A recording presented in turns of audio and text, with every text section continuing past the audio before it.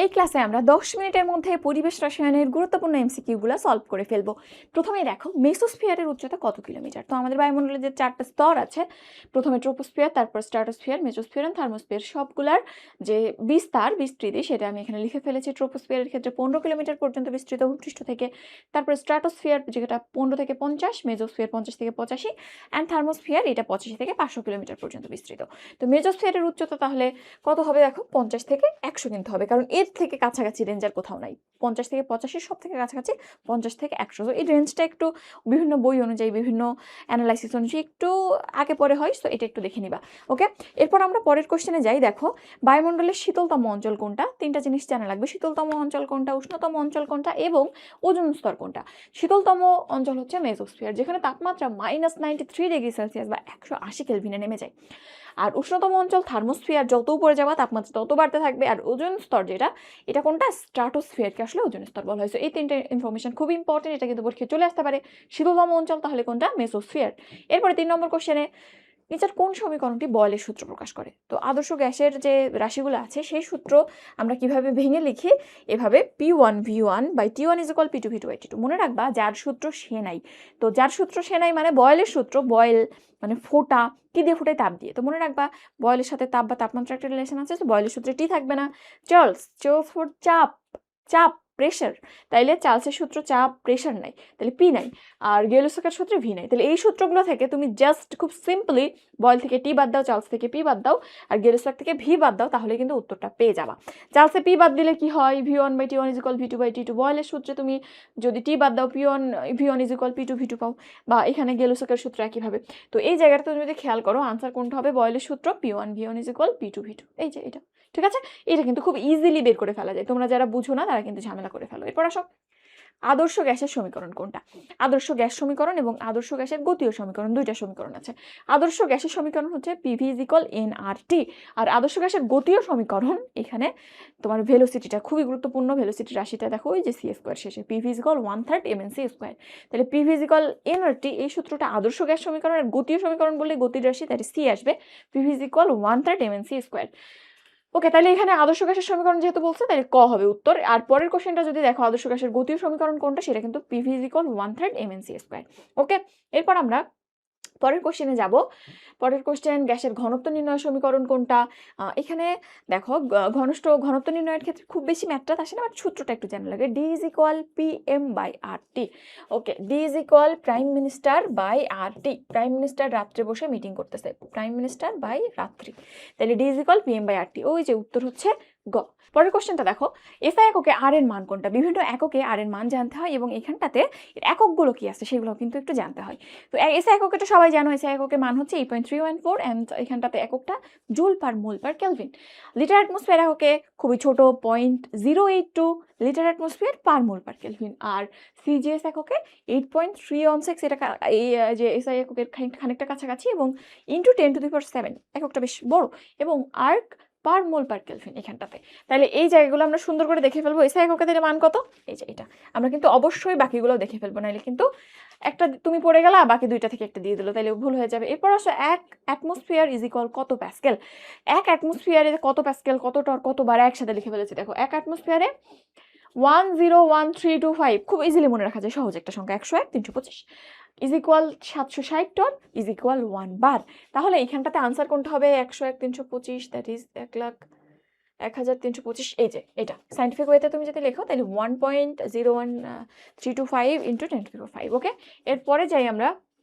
25 degree Celsius তাপমাত্রায় 1 atmosphere চাপে 1/v = 0.05 litre হলে 1/v = 0.042 হলে তখন চাপের মান কত হবে। তাহলে আমাদের হাতে কি দেওয়া আছে, প্রথমে P1 চাপ 1 অ্যাটমসফিয়ার, 1/v1 যেটা 0.05, এটাকে আমি v1 এ একটু কনভার্ট করে নিয়েছি, 1/v1 না রেখে, কারণ আমি সূত্র যখন ভেঙেছি তখন দেখেছি আমার v1টা লাগবে। আর পরে 1/v লেখা আছে, যেটা 1/v2 আসলে 0.042, আমাকে P2 বের করতে হবে। তো আমি সূত্রটা লিখেছি P1V1 = P2V2, কারণ দেয়াই আছে আমার P আর V। তো তখন P2 যখন বের করছি, তখন সূত্রটা এরকম আসছে, V1 × 1/v2 × P1। So 1/v2 এর জন্য আমি আর ভাঙিনি। এখন তুমি মানগুলো বসিয়ে দাও, V1 এর মান ওইটা ডিরেক্ট বসায় দাও, 1/v2 এর মানটা বসায় দাও, অ্যান্ড P1 তো জানো। ক্যালকুলেশনে তুমি যদি ক্যালকুলেটারে বসাও, তাহলে উত্তর কি হবে, 0.84 অ্যাটমসফিয়ার। ওকে, এগুলা কিন্তু সূত্র দিয়ে খুব ইজিলি করে ফেলা যায়। নিচের কোনটি গ্রাহামের গ্যাস ব্যাপন সূত্র? গ্রাহামের গ্যাস ব্যাপন সূত্র জাস্ট এই একটাই। এখানটাতে আমরা কিভাবে লিখি দেখো, R1/R2 is equal √/D2/D1 is equal √/M2/M1। এখানে কোনটা কি? আর গ্যাস ব্যাপনের হার, ডি বাষ্প ঘনত্ব, এবং এখানে এম হচ্ছে আণবিক ভর। বাষ্প ঘনত্ব কি? আণবিক ভরের অর্ধেক। জিনিস দুইটা আসলে একই। তো এখানে আসলে একটু প্রিন্টিং মিস্টেক হয়েছে। এখানে এই অপশনটা এরকম ছিল, R1√/M1 ইজ ইকুয়াল R2√/M2। তাহলে এখানে আনসারটা কিন্তু আসলে কই হয়। তুমি দেখো এই M1 M2 এর যদি জায়গা চেঞ্জ করো, R1 এর সাথে M1 যায় √/, আকারে এবং M2 নিচে চলে আসে, বা এখানে তুমি যখন সাইড চেঞ্জ করে এটাকে এই পাশে দিয়ে দিবা তখন তো হয়ে যায় এরকম। তাহলে এখানে উত্তর কি? ক। তুমি এই ফর্মুলাটা জাস্ট মনে রাখো। এরপর আসো, কোন গ্যাস দ্বয়ের ব্যাপন হার সমান? ব্যাপন হার কিসের উপর ডিপেন্ড করে? একটু আগে দেখলাম বাষ্প ঘনত্ব, এবং বাষ্প ঘনত্ব আসলে আণবিক যে ভর তার উপর ডিপেন্ড করে। সো এখানে আণবিক ভর যে গ্যাসগুলোর একই হবে তাদের আমরা দেখবো ব্যাপনের হার একই রকম হবে। আর আণবিক ভর যত বাড়বে ব্যাপন হার তত কমবে, আণবিক ভর যত কমবে ব্যাপন হার তত বাড়বে। লাইক মোটা সোটা অণু যারা বেশি দৌড়াইতে পারবে না, তো ব্যাপন হার কম হবে, আর চিকনগুলো বেশি দৌড়াবে। তো এখানটাতে তুমি যদি দেখো সবগুলোর মধ্যে কেবলমাত্র নাইট্রোজেন আর কার্বন মনোঅক্সাইড এদেরই যে ভর সেগুলো সমান। নাইট্রোজেনের ক্ষেত্রে 28, কার্বন মনোঅক্সাইড এখানটাতে 12 + 16, তাহলে 28। তাহলে এখানে উত্তর কি হবে? ক হবে। ওকে, এই কনসেপ্টটা আশা করি জানো। এবং কোন গ্যাসগুলোর ব্যাপন হার কীরকম একটু দেখে ফেলবা। গ্যাস ব্যাপন সূত্র দিয়ে এটা করা যায়। এরপর দেখো এসটিপিতে অক্সিজেন গ্যাসের RMS বেগ কত? তো এগুলো বিভিন্ন অ্যাডমিশন এর প্রশ্নেও আসে, অনেকে মুখস্থ করে ফেলে। আর তোমাদের তো ক্যালকুলেটার আছে, সো প্যারা নাই। তো আমরা সূত্র কোনটা দেবো? C/RMS is equal √3RT/m। এখানে সব ঠিক আছে, তোমরা আর এর মান জানো, টি এর মান তো দেয়া থাকে, আর এম এর মানে যে সমস্যাটা করো। তো এমটা হচ্ছে আণবিক ভর। আমরা এখানে যে মানটা পাবো মিটার/সেকেন্ডে পাবো, দ্যাট ইজ এটা একটা এসআই একক। এসআই এককের ক্ষেত্রে আমরা ভরটা কোন ইউনিটে ব্যবহার করি? অবশ্যই কেজি। তো আমরা সাধারণত যে মলিকিউল বা বিভিন্ন রকম অণুর ক্ষেত্রে যে ভরটা ব্যবহার করি সেটা কিন্তু গ্রামে। যেমন অক্সিজেনের ভর 32 গ্রাম বলি, যেটাকে কেজি করে নিতে হবে। সো অবশ্যই নিচে যে অক্সিজেনের ভরটা ব্যবহার করবে এটা 32 × 10⁻³ দিবা, কেজি করতে হবে, নাহলে কিন্তু ভুল হয়ে যায়। পরে এটা ক্যালকুলেশন করলে 461.34 আসে। উত্তর হচ্ছে খ। ওকে, সবগুলো মান বসিয়ে দিলে হয়ে যাবে। এরপরে 13তে দেখো, 4 গ্রাম হিলিয়াম গ্যাসের জন্য ভ্যান ডার ওয়ালস সমীকরণ কোনটা? এখন এই ক্ষেত্রে আমরা জানি ভ্যান ডার ওয়ালস সমীকরণকে P + AN² × V - NB = nRT। তো এখানে সব ঠিকঠাক থাকবে, শুধুমাত্র n এর মানটা চেঞ্জ হবে। n হচ্ছে এইখানে যে মোল সংখ্যাটা, কত মোল আছে এখানে সেই সংখ্যাটা। তাইলে এখানে আমরা মোলের হিসাব জানি, মোলের হিসাব ইজ ইকুয়াল যতটুক ভর আছে প্রদত্ত ভর বাই আণবিক ভর।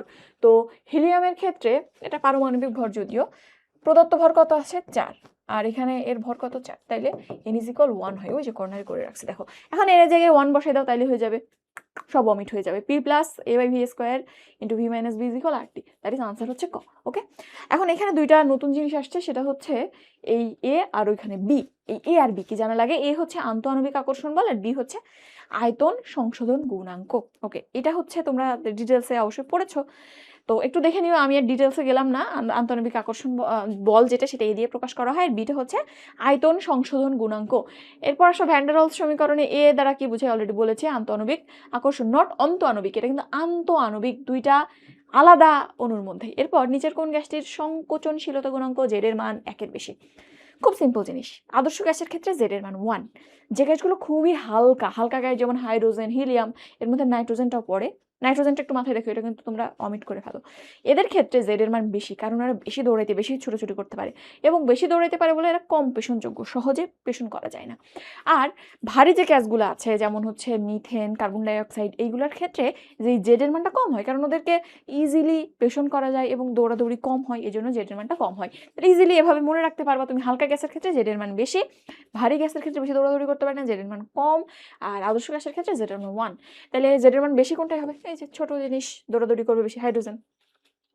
এরপর আসলে নিচের কোনটি প্রাইমারি দূষক? খুব ইম্পর্টেন্ট জানা লাগবে, প্রাইমারি দূষক কোনগুলো, সেকেন্ডারি দূষক কোনগুলো। প্রাইমারি দূষক মানে যেগুলো ডিরেক্টলি তার ফর্মে থেকে যেভাবে সে তৈরি হয়েছে ওভাবে পরিবেশের ক্ষতি করবে। আর সেকেন্ডারি দূষক, সেকেন্ডারি কোনো রিয়াকশনের মাধ্যমে অন্য জিনিস তৈরি হইলো, তারপর সে পরিবেশের ক্ষতি করবে, মানে অন্য যৌগ থেকে তৈরি।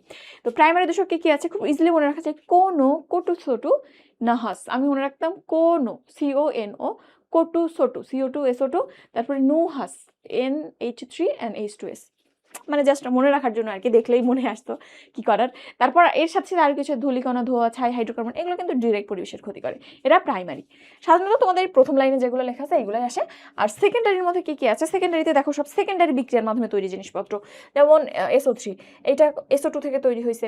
আবার দেখো H2SO4, এটাও SO2 থেকে তৈরি হয়েছে পরবর্তী রিয়াকশনে। NO2, NO থেকে তৈরি হয়েছে। N2O5, একই কথা, PANS অ্যান্ড O3, ওটা অক্সিজেন থেকে তৈরি হয়েছে। তাহলে এগুলো সব সেকেন্ডারি। তাহলে এখানে কোনটা প্রাইমারি? ওই যে NO, কোনো কটু ছোট নুহাস। এরপরে আসো পরের পেজে যাই। নিচের কোনটি গ্রিন হাউস গ্যাস হিসেবে সব থেকে বেশি দেয়? আমরা কিন্তু জানি যে কার্বনের যে গ্রিন হাউস, এক অণু যে গ্রিন হাউসের যে পরিমাণ ক্ষতি করতে পারে বা গ্রিন হাউস এফেক্টে যত বেশি ভূমিকা রাখে, সে তুলনায় আরও অনেক গ্যাস আছে অনেক বেশি ইফেক্ট ফেলে, কিন্তু কার্বন ডাইঅক্সাইডের পরিমাণ এত বেশি, সম্মিলিতভাবে এই সব থেকে বেশি ক্ষতি করে। এখন তো আরও বেশি, আগে বা তোমাদের বইটা যখন লেখা হয়েছে তখন কার্বন ডাইঅক্সাইডের ভূমিকা ছিল 50%, এখন এই পার্সেন্টেজটা আরও বেশি। তাহলে গ্রিন হাউস গ্যাস হিসেবে সব থেকে বেশি পরিমাণে থাকে কার্বন ডাইঅক্সাইড, সব থেকে বেশি ক্ষতি করেও কার্বন ডাইঅক্সাইড। ওকে, এরপর আসো কোন অ্যাসিডটি বেশি তীব্র? তো জৈব অ্যাসিডের তীব্রতা আমরা কিভাবে হিসাব করি? আর খুব সিম্পলি যদি বলো তাহলে কার্বন সংখ্যা যত কম সেই অ্যাসিডটা তত বেশি সক্রিয়। তো সেই হিসেবে উত্তর এখানটাতে সব থেকে কম কার্বন আসে হচ্ছে HCOH এখানে। সো এটা সব থেকে বেশি সক্রিয়। কেন? কারণটা তুমি যদি দেখতে চাও, এখানে আমি 4 কার্বনের একটা অ্যাসিড লিখছি আর 1 কার্বনের একটা অ্যাসিড লিখেছি। তো 4 কার্বনের অ্যাসিড যেটা আমরা বলেছিলাম, অ্যালকাইল মূলকগুলো কিন্তু ইলেকট্রন দাতা। সো এ কি করে, আমরা সাধারণত এখানে COH অ্যাসিডের ধর্মকে এই হাইড্রোজেনটা সে দিতে পারবে। তাহলে হাইড্রোজেন যত সহজে দিতে পারবে সে তত শক্তিশালী অ্যাসিড।